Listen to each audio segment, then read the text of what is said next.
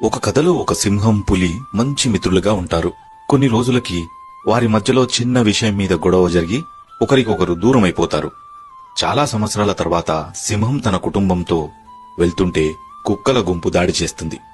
అది తెలుసుకున్న పులి గర్జించి మీద పడి కుక్కల్ని చీల్చిపడేసి సింహం కుటుంబాన్ని కాపాడి అక్కడ్నుంచి వెళ్లిపోతాడు. ఆ తర్వాత ఆ సింహం పిల్ల, నాన్న, ఆ పులి ఎవరు అని అడిగితే, వాడు నా మిత్రుడు బుజ్జి, మా ఇద్దరి మధ్యలో గొడవ జరిగి మాటల్లేవు అని అంటాడు. గొడవ జరిగింది కదా, మరి ఎందుకు మనల్ని పులి రక్షించాడు అని అడుగుతాడు. మా మధ్యలో గొడవలు ఉన్నా, దూరాలు పెరిగినా మా స్నేహం కుక్కలకు లాభపడేంత బలహీనంగా మాత్రం లేదు నాన్న. తోడు ఉంటూ శత్రువులతో చేతులు కలిపే వారికన్నా దూరమున్నా నాకు తోడు నిలుస్తాడు నా మిత్రుడు. అంత గొప్ప స్నేహం మాది అని అంటాడు. నీతి ఏంటంటే, మంచి స్నేహం, చెడు స్నేహం అని పిలవంది స్నేహాన్ని మాత్రమే. స్నేహితుడంటే నువ్వు ఏడుస్తున్నా వాడు నవ్వుతాడు. నువ్వు అడిగింది ఇవ్వను పోబే అని తిట్టి అవమానిస్తాడు.